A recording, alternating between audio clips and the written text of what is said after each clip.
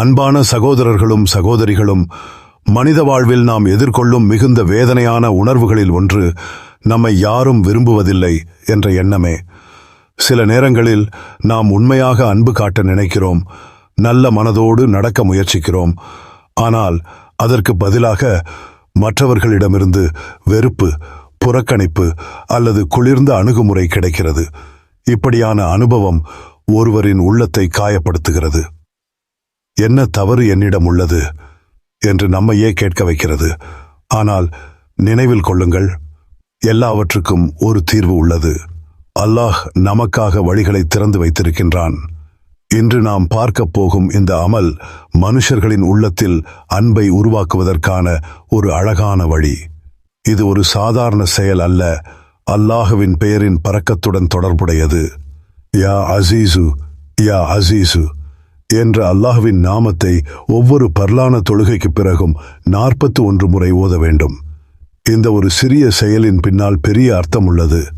யா அசீசு என்றால் மிக உயர்ந்தவர், கண்ணியமிக்கவர், அனைவராலும் மதிக்கப்படுபவர் என்று பொருள்.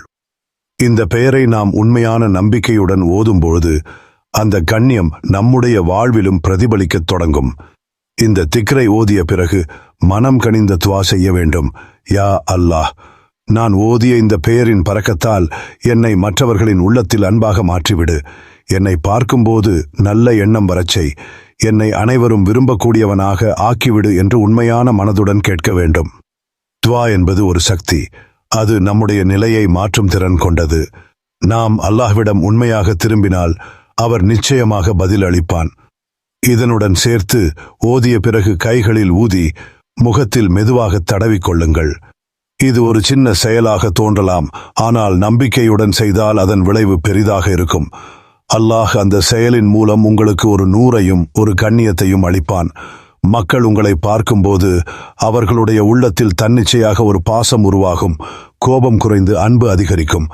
சகோதரர்களே, நாம் மாற்ற வேண்டியது வெளிப்புற உலகம் அல்ல, நம்முடைய உள்ளமே. நம்முடைய நம்பிக்கை, நம்முடைய தொடர்பு அல்லாஹ்வுடன் வலுவாக இருந்தால் மனிதர்களின் மனமும் மாறும். இந்த அமலை தொடர்ச்சியாக செய்து பாருங்கள். பொறுமையுடன் இருங்கள். இன்ஷா அல்லாஹ் நீங்கள் மாற்றத்தை உணருவீர்கள். அல்லாஹ் நம்மை எல்லோராலும் விரும்பப்படும் நல்ல உள்ளங்களாக ஆக்குவானாக. இந்த வீடியோ உங்களுக்கு பயனுள்ளதாக இருந்தால் தயவு செய்து லைக் பண்ணுங்கள், ஷேர் பண்ணுங்கள்.